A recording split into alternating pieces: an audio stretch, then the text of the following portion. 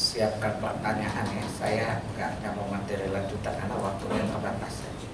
Pertanyaannya aja disiapin, nulis, nggak bawa catatan. Oh yaudah, siap pertanyaan aja ya. Assalamualaikum warahmatullahi wabarakatuh. Alhamdulillahirabbil alamin. Nahmaduhu wa nasta'inuhu wa nastaghfiruh.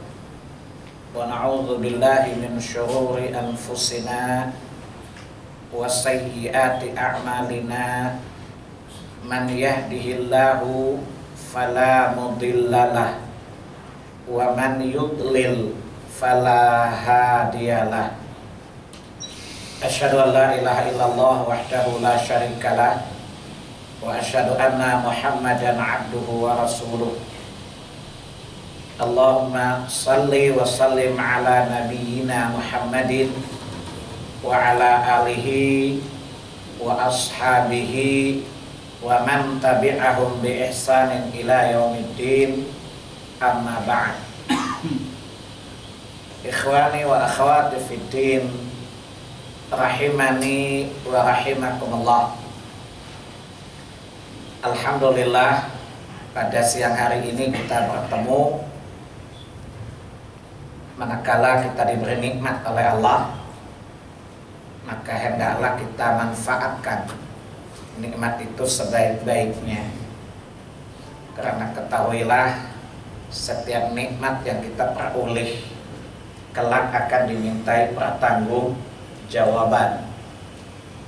Karena semua nikmat yang Allah berikan terhimpun dari empat nikmat yang kelak Allah tanya, la tazulu qadama 'abdin yaumal qiyamati hatta yus'al. Tidak berpindah, tidak bergeser, tidak terangkat kedua telapak kaki anak manusia di mahsyar, hari tempat di mana kita akan diaudit. Apa yang kita dapat, apa yang kita perbuat, itu akan yang dimintai pertanggung jawabannya. Apa yang kita diberi. Jadi pertama yang dihisab apa yang kita perbuat, sholat duluan kan. Jelas ya? Nah, kemudian sesi yang ketiga, jadi pertama pemeriksaan di hari kiamat itu identiti dulu, mukmin kafir gitu. Kemudian yang kedua yang diaudit adalah amal kita, dan sholat adalah yang pertama diaudit oleh Allah Subhanahu wa Ta'ala. Kalau sholatnya baik, insya Allah yang lain mudah. Ya, kita berusaha agar wajar tanpa syarat ya, enak. Kalau opini yang diberikan auditor yang paling aman apa? Anda kan biasa diaudit, kalau saya belum pernah diaudit. Biasa kalau pernyataan auditor itu yang membuat Anda aman itu apa?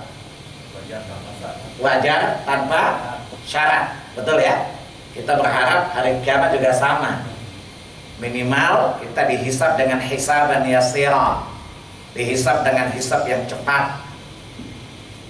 Mudah-mudahan ya, nadkhulul jannah, kita masuk surga bighairi hisabin, tanpa diaudit sama sekali. Enak ya? Enak mana? Enak diaudit cepat atau tidak diaudit sama sekali? Kalau ya udah makan siang tadi, saya lihat banyak makan siang di luar.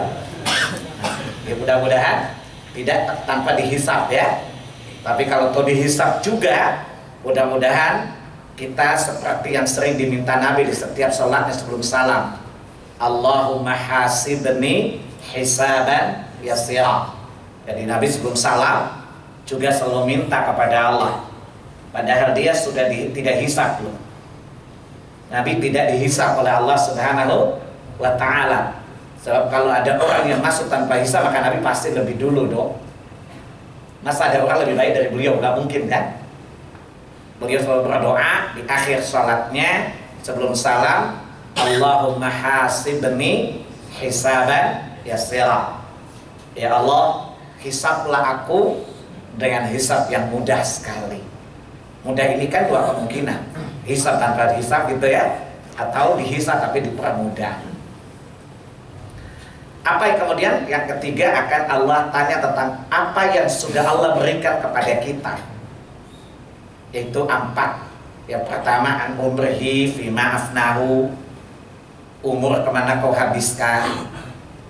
Yang kedua, an jismi, tentang jasadmu, ya, karena apa dia lelah, karena apa dia mengalami keroposan dan sebagainya. Yang ketiga, an malik, tentang harta-hartamu, ainak tasabu, dari mana engkau dapatkan, wa fima anfaqahu, dan kemana engkau manfaatkan. Yang keempat adalah ilmu yang kita miliki, sudahkah kita mengamalkannya. Semua nikmat kan ada pada 4 ini ya, betul ya?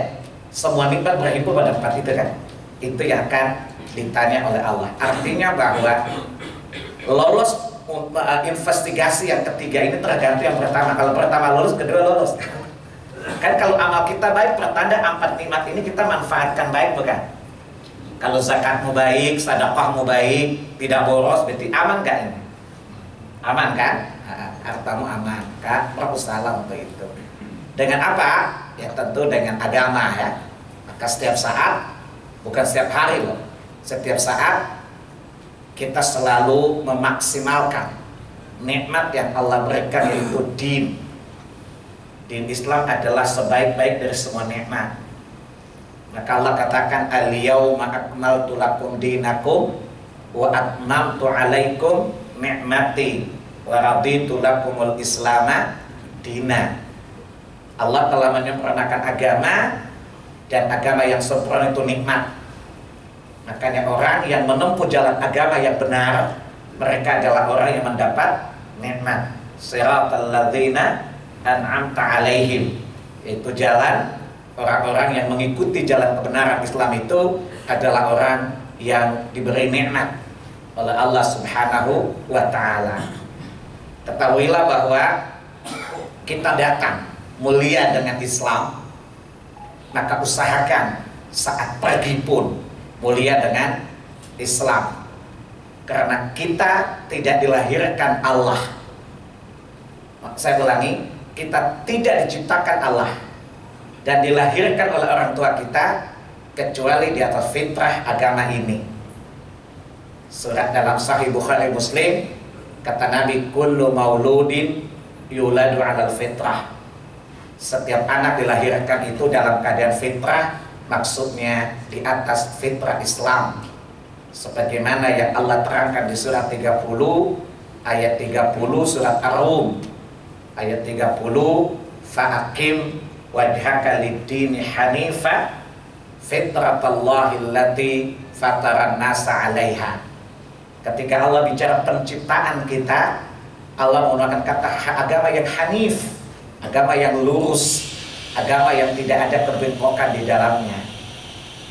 Ya, kenapa? Karena pada Sahih Muslim ada hadits qudsi, Allah Jalla wa Ala berfirman, inni khalaqtu ibadi hunafa kulluhum. Hunafa jamak dari hanifah.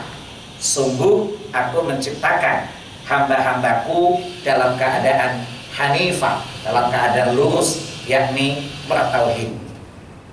Kemudian yang kedua, kualitas kita saat mati itu ditentukan oleh kualitas agama kita. Maka perbaikilah agama kita itu ya sebelum datang ajal menjemput kita, di mana ketika ajal datang tidak bisa ditunda, tidak bisa diundur, tidak bisa negosiasi.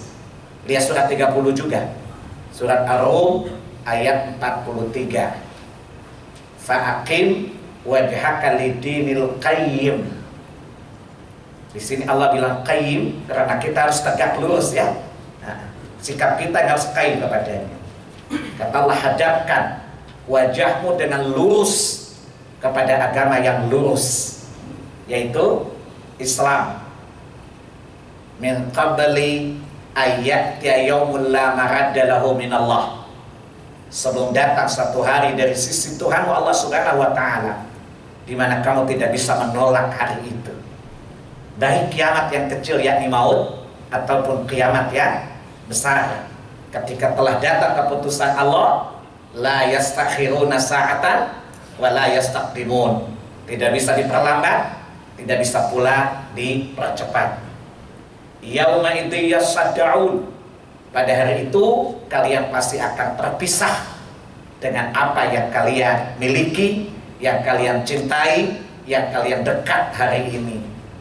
Pulang ke rumah, tanya pada anakmu, apakah anakmu menyayangimu, menghormatimu, mencintaimu? Demi Allah seluruhnya menjawab, ya, kami sayang, kami cinta, kami hormat pada ayah. Kemudian ajukan pertanyaan, kalau Allah mentakdirkan ayah duluan meninggal, sudikah engkau dikubur bersama ayahmu? Apa yang Anda rasa? Yang Anda bayangkan reaksi anak Anda seperti apa? Wah, sambil matanya dipicingkan, wah, gitu. Ya, dia tidak mau, ya, dia tidak mau. Kalian akan terpisah, betul? Anda punya berapa mobil? Bawa nggak? Masuk nggak ke kubur? Kuburin antum aja udah susah loh. Sudah bawa mobil kan lebih susah lagi. Semuanya terpisah, bukan? Semua yang Anda kumpulkan akan tertinggal di belakangmu, dan engkau akan sendirian menuju Allah.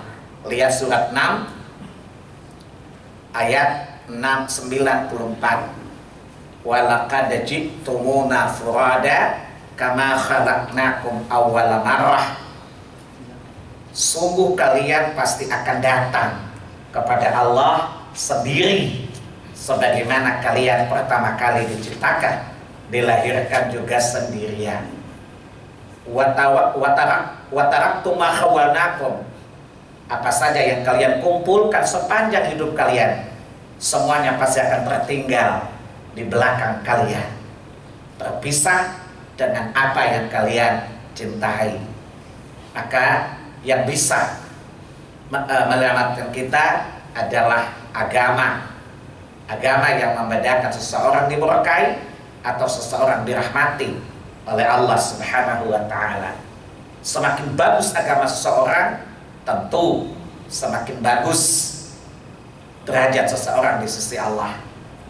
Kalau Allah dalam surat 4 An-Nisa ayat 69, surat 4 An-Nisa ayat 69, wa may yuti'illaha wa rasulah fa ulaika an'ama Allahu 'alaihim minan nabiyyina was-siddiqina wasyuhada'i was-salihina wa hasuna ulaika rafiqa. Siapa yang taat kepada Allah dan Rasulnya, dan ingat, ketaatan di sini diatur oleh agama, ya, oleh syariat, ya, bukan ketaatan dalam makna sukoi, suka oi, enggak. Yang namanya taat di sini adalah menurut aturan syariat agama. Yang menjadi objek ketaatan siapa? Allah dan Rasulnya. Karena agama datang dari Allah, diwahyukan oleh Allah, disebarkan, diajarkan oleh Rasulullah Sallallahu Alaihi Wasallam. Kepada Allah dan Rasul ketaatan mutlak, absolut, tidak bisa tidak. Karena siapa yang taat kepada Muhammad, sungguh dia telah taat kepada Allah. Surat 4 An-Nisa ayat 80. May yuti'ir rasulah faqad ata Allah. Siapa yang taat kepada Rasulullah, maka sungguh dia telah taat kepada Allah. Maka taat kepada Rasul berbeda dengan kepada selain Rasul. Lihat apa yang dia perbuat, cocok atau tidak cocok. Di sini Allah bilang, apa yang diperbuat Nabi pasti cocok, tidak ada yang salah. Maka di sini secara absolut Allah memberikan wasiat, taat kepada Muhammad sama dengan engkau mentaatiku. Engkau mengkhianati Muhammad, bermaksiat kepada Muhammad, maka sama pula engkau bermaksiat kepadaku. Dan ketaatan adalah kita harus memahami syariat Allah dan Rasulnya, yaitu agama. Minimal Allah telah menjadikan Ibrahim, ya, cara beragamanya paling bagus. Maka sempurnakanlah agama, cara beragama kita seperti Nabi Allah Ibrahim alaihi salatu wassalam. Dalam surah 4 An-Nisa ayat 125, kata Allah, wa man ahsanu dinan mimman aslama wajhahu lillahi wa huwa muhsinun wattaba'a millata Ibrahim hanifa wattakhadallahu Ibrahim khalila. Siapakah yang lebih bagus agamanya? Jadi Allah mengatakan pertanyaan istifham, tapi sifatnya amar, perintah di dalamnya. Jadi Allah berkata, siapa yang paling bagus agamanya? Artinya Allah memerintahkan itu untuk memperbagus agama kita, karena agama dengan kualitas yang bagus. Di sini Allah bilang waman ahsan, yang paling bagus, isim tafdil ya, paling bagus. Karena maka jadi beragama harus bagus. Ya, pertama dari sisi akidah. Ya, aslim wajah, aslama wajah. Itu dia menundukkan wajah, itu hatinya dalam mentauhidkan Allah Subhanahu wa taala. Tidak boleh mempersekutukan dia dengan sesuatu. Kemudian dia berbuat amal kebaikan, itu amal zahir. Lalu Allah contohkan Ibrahim alaihi salatu wassalam, manusia yang paling lurus akidahnya, paling bagus ibadahnya, dan paling tinggi ketaatannya. Allah mengujinya dengan anak. Ibrahim tidak membantahnya. Kalau Anda diminta menyembelih anak Anda, mau tidak? Masuk surga loh. Mau nggak nyembelihin anak Anda? Pakai tangan sendiri lagi. Saya kira heboh di jagat maya. Saya kira Kak Seto pun akan bertindak, KPAI juga akan turun tangan, termasuk Sirait, Merdeka Sirait gitu ya. Kan mereka adalah penggiat hak-hak anak, bukan? Ibrahim tidak peduli dengan itu. Ya, ketika Allah memerintahkan dia lakukan itu. Cintanya kepada Allah dikalahkan oleh cintanya kepada anaknya. Begitu juga, semua orang pasti ingin terbaik untuk ayahnya, bukan? Tidak ada satu orang pun ingin ayahnya celaka. Begitu juga Ibrahim. Betapa sesat ayahnya, tapi setiap pembicaraan dengan ayahnya tentang ketauhidan, tentang ajakan tauhid kepada Allah, dan ayahnya selalu menolak. Dia selalu mengatakan kepada ayahnya, aku akan minta ampun kepada Allah untuk. Surat 60 ayat 4, surat 19, surat 60 surat Al-Mumtahanah ya. Surat 19 ayat 47, dia menyatakan aku akan minta ampun kepada Allah untukmu. Ketika Ibrahim memohon kepada Allah ampunan untuk ayahnya, dan Allah menyatakan ayahmu adalah musuhku, fatabara'a minhu. Ibrahim pun berlepas diri, tidak berdoa kepada Allah untuk ayahnya. Itulah loyalitas yang diberikan Ibrahim, yang hak tidak dimiliki oleh kita. Maka Allah bilang, Ibrahimlah yang paling bagus agamanya tadi. Allah uji dia dengan ketaatan, dia paling taat.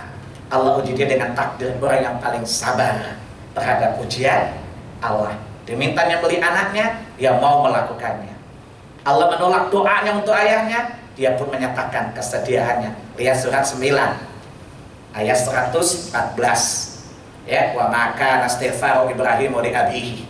Ya, Allah ceritakan ketika Allah melarang nabi dan orang-orang mukmin memintakan ampun kepada Allah untuk orang non muslim. Ya, maka aneh bin ajaib, kiai-kiai kita sholat jenazah untuk seluruh penumpang. Apa itu QZ 5801?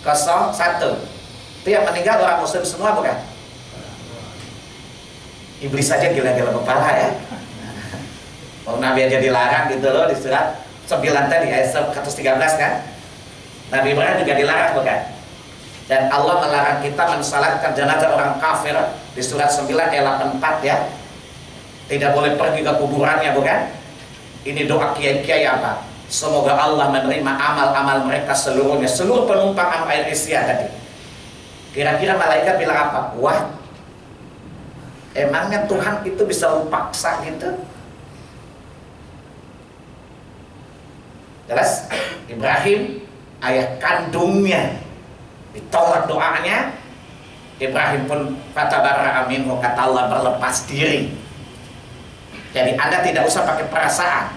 Aduh, tapi kan dia ayah kita, kan ayah kandung kita, masa kita nggak doakan?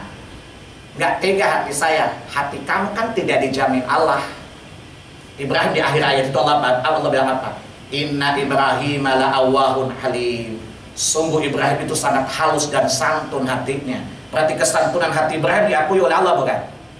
Antara salju dan hati Ibrahim lebih lembut mana? Cepat jawab. Cepat jawab, lapar ya? Lebih lapar saya tahu. Jelas ya? Allah ini bilang jangan gunakan perasaanmu deh. Ibrahim itu paling santun hatinya. Betul? paling lembut hatinya. Namanya anak yang santun lembut pasti nggak mau dong biarkan bapaknya masuk neraka, bukan? Tapi ketika Allah mengatakan dia musuhku, fatabarra'a minhu, dengan penuh rasa tega, Ibrahim mengatakan, aku berlepas diri dari ayahku. Paham anak-anak? Berani, mau nggak beragama seperti itu? Ya, antum pengakuan sama dengan saya. Sadarku, kadang-kadang sadar, kadang-kadang kumat. Ini kalau pengajian begini sadar, keluar dari sini kumat. Namanya kadarku.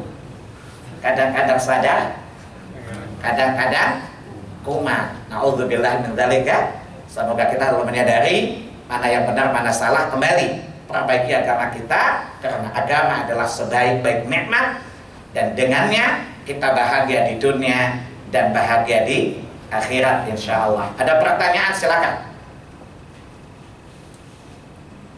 Tadi kan saya suruh nanya kan? Ini bapak tanya jawab kan? Enakan mana? Saya tanya antum jawab atau antum tanya saya jawab? Enakan mana? Kita diam aja. Silakan, Pak. Jangan yang susah-susah ya. Silakan. Masalah ini Ustaz, bagaimana kita menghadapi masalah kafir Nabi Muhammad? Baik, sudah ya. Apa yang sikap kita terhadap pelecehan ya, bahasa umumnya, apakah kartun atau apa saja, ya pelecehan terhadap manusia yang paling mulia, yang kemuliaannya tidak ditandingi oleh siapapun. Karena seluruh manusia itu anak Adam mulia, bukan? Kemudian manusia terbagi dua, orang kafir hina, bukan? Orang mukmin adalah mulia. Orang mukmin yang paling hina adalah para nabi. Yang paling mulia dari para nabi itu adalah para rasul. Paham? Karena di surat 17 ayat 55 kata Allah, dari apa kata? Walaqad faddalna ba'dan nabiyina 'ala ba'din. Kami lebihkan sebagian nabi atas sebagian yang lain. Bukan berarti nabi derajat rendah, enggak. Ada yang Allah tinggikan derajatnya. Yang ditinggikan derajat dari para nabi adalah para rasul ya. Paham tidak? Kemudian para rasul di derajatnya beda-beda. Ada yang lebih tinggi lagi. Ya, surah 2 Al-Baqarah 253 ya. Tilka rusulu faddalna ba'dahum 'ala ba'd. Itulah rasul-rasul kami. Kami lebihkan sebagian atas sebagian yang lain. Dan semua rasul yang paling mulia kita ketahui adalah dua prima yang Allah sebutkan. Karena Allah sebutkan rasul itu ada yang Allah ceritakan, ada yang tidak Allah ceritakan. Lihat surat 4 An-Nisa ayat 164. Wa rusulan qad qasasnahum 'alaik wa lam naqsasum 'alaik wa kallamallahu taklima. Itu sebagian rasul dalam kitab ini Muhammad yang aku ceritakan kepadamu. Ada pula yang tidak aku ceritakan kepadamu. Jadi rasul itu banyak. Paham? Dan yang Allah sebutkan nama mereka tidak kurang dari 25 ya. Jadi mereka lebih mulia daripada rasul yang 313. Dan dari 25 yang paling tinggi kedudukannya ulul azmi, yang Allah sifati mereka di surat 46 Al-Aqaf ayat 35. Wasbir kama sabar ulul azmi. Bersabarlah engkau Muhammad sebagaimana kesabaran ulul azmi. Ulul azmi seluruh ulama Ahlussunnah sepakat, yaitu 5 orang yang biasa Allah sebutkan secara spesifik dibandingkan semua nabi-nabi. Lihat surat 33, surat Al-Ahzab ayat 7. Wa id akhadha min bani Adam wa id akhadna min nabiyyin wa minka. Sungguh aku Allah telah mengambil perhatian dari seluruh para nabi. Kemudian Allah mengkhususkan 5 orang ya. Engkau Muhammad, Nuh, Ibrahim, Musa, dan Isa. Wa akhadna minhum mitsaqan ghalidha, kata Allah. Dan di antara 5 yang paling tinggi kedudukannya adalah Rasulullah sallallahu alaihi wasallam. Jelas? Maka saya katakan tidak ada satu manusia kedudukannya melebihi Rasulullah sallallahu alaihi wasallam. Kalau dari kalangan manusia tertinggi saja sudah tinggi derajatnya, apalagi selain. Saat ini dia dihina, dilecehkan. Sikap kita gimana? Perlu menunjukkan pembelaan, tetapi bukan dengan cara yang konyol ya. Jadi kalau ditanya, teman-teman saya orang Nasrani bertanya, Pak Salim, apa sikap Anda terhadap orang yang menembak orang yang membuat kartun Nabi? Kok nggak ikut ngutuk? Saya bilang saya nggak ikut ngutuk. Kalau saya ketemu saya nasihatin. Pertama saya bilang saya salut sama semangat membela Nabi. Cuman cara mustalah kan tidak dilurus, ngapain ikut ngutuk? Karena dia kan tidak ujuk-ujuk. Paham nggak? Paham nggak? Saya tidak mengutuk. Yang dikutuk kan yang gambar kartun dong. Tapi coba lihat, ustadz-ustadz Indonesia semuanya ikut mengutuk ya. Biasa aja keles. Jadi saya nggak ikut ngutuk gitu loh. Paham? Kita ambil spiritnya, tapi tidak boleh ikut caranya. Karena cara pembelaan Nabi bukan seperti itu. Kenapa? Bukankah tidak seorang Nabi melainkan pasti dihina, bukan? Dan itu Allah ulang berkali-kali dalam Quran. Dia surat 16:6 ayat 60 sekian, saya lupa. Nanti lihat ya. Tidak ada seorang pun sebelum engkau kecuali kadzabat rasulun qablik, kecuali pasti didustakan, kecuali pasti dilecehkan, istihza, diperolok-olok, tukang sihir, goblok, sesat, gila, biasa itu. Andai kata dulu kalau ada kartun mungkin digambarin kartunnya juga. Tapi Nabi biasa-biasa saja.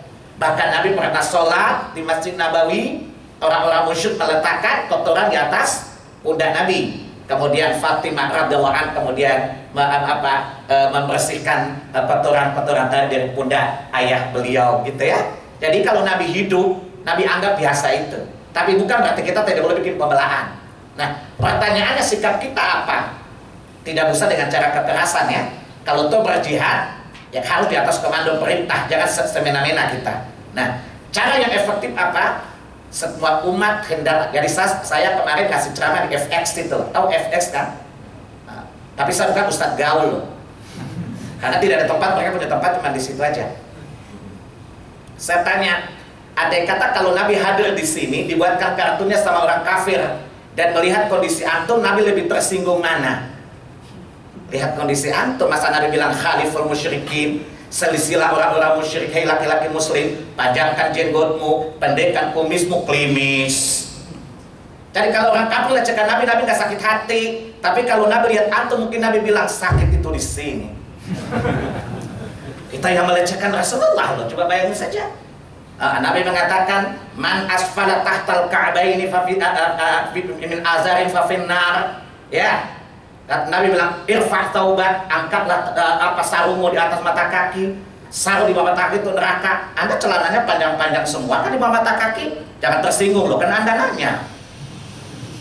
Jadi kalau Nabi hadir di sini, kira-kira Nabi tersinggung mana? Kartunnya atau syariatnya dilecehkan? Hello. Nah, saya tanya sama mereka yang hadir, antum sholat berjamaah di masjid nggak?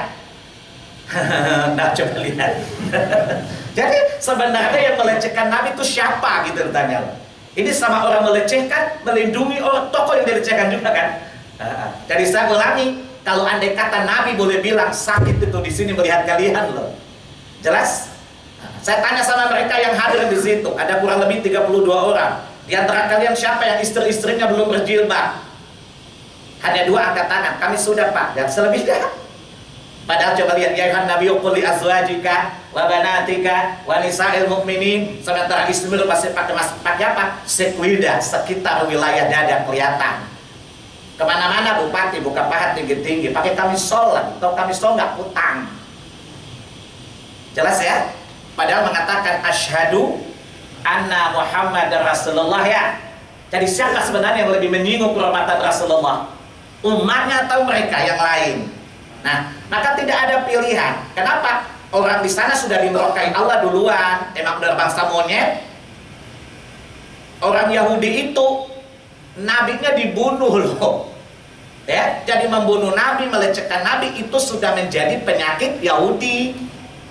Ya, itu udah jadi penyakit bawaan. Ya, wong nabi aja disalib, Nabi Isa disalib nggak? Walaupun Allah ganti dengan yang lain kan? Artinya Nabi itu dibunuh, Nabi Zakaria dibunuh enggak?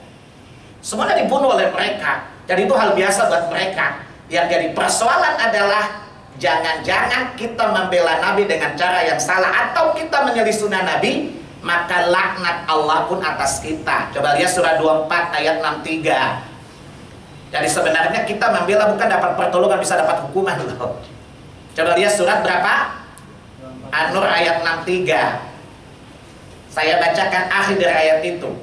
Falyahdharil ladzina yukhalifuna an amrihi an tusibahum fitnah aw yusibahum adzabun alim. Hendaklah orang yang selalu menyalahi perintah Rasulullah itu takut. Kita menyalahi perintah Rasul banyak bukan? Ditimpa fitnah dan azab yang besar. Faham? Jangan pikirkan orang kafir, tapi mari selamatkan kita. Jangan-jangan karena kita mengkhianati Nabi, justru azab itu menimpa kita. Paham anak-anak? Yang kedua, maka hidupkanlah sunnah Nabi. Fahami Islam, tampilkan Islam sebagaimana yang Nabi tampilkan. Kalau kita berislam dengan Islamnya Nabi, demi Allah saya yakin penghinaan itu tidak ada kan? Kenapa? Karena kita menampilkan Islam yang jelek, lalu mereka kami hitamkan Nabi, bukan? Padahal yang diperbuat orang Islam bukan apa yang diperbuat Nabi, bukan? Jelas? Bukankah banyak orang-orang kafir yang memusuhi Nabi memasuki Islam karena kemuliaan akhlak beliau, bukan? Nah, orang Islam sekarang tidak menampilkan akhlak Nabi. Ya, tetapi ingat, apa yang kita perbuat, orang kafir tahu itu pasti doktrinnya Muhammad, betul? Maka kalau kita ingin merubah image Rasulullah, mari kita memahami agamanya, kita beragama dengan agamanya, berakhlak dengan akhlaknya. Maka suatu saat ada orang berpenyakit hati menantang, maka orang mengatakan, itu kan manusianya, bukan Muhammad yang mengajarinya, karena yang kami ketahui bukan seperti itu. Paham? Jadi citra Nabi jelek adalah karena juru salesnya kan gak beres, saya dan antum kan? Mau jadi sales nggak? Sales ke surga mau nggak? Mana salesnya gak beres, wajar lah. Produknya high quality, yang bawanya saya sama antum abal-abal, ya wajar lah. Customer gak percaya kan? Yang bawa siapa? Salim dan jamaah lemah, ya wajar lah. Padahal agamanya high quality kan? Nah, mari kita tampilkan wajah Islam yang sesungguhnya. Yang Islam masih dibenci, nggak bisa enggak. Tetapi paling tidak mereka tidak punya keberanian. Satu, agama kita sudah kita lecehkan, wibawa kita nggak ada, lengkaplah penderitaan, bukan? Coba lihat, Nabi Muhammad disegani umat itu karena surat 4 berapa? 48 ayat 29 kan? Itulah kewibawaan umat ini. Jadi kalau ingin umat ini berwibawa dan ajaran Muhammad dilecehkan, coba renungkan surat 48 Al-Fat ayat 29. Sifat, karakter, dan tabiat Muhammad dan orang-orang yang selalu bersamanya. Paham anak-anak? Saya kira cukup karena pas waktunya lewat 4 menit lagi. Udah kurung saya 4 menit. Saya kira cukup ya. Subhanakallahumma wa bihamdika asyhadu an la ilaha illa anta astaghfiruka wa atubu ilaik. Wassalamualaikum warahmatullahi wabarakatuh.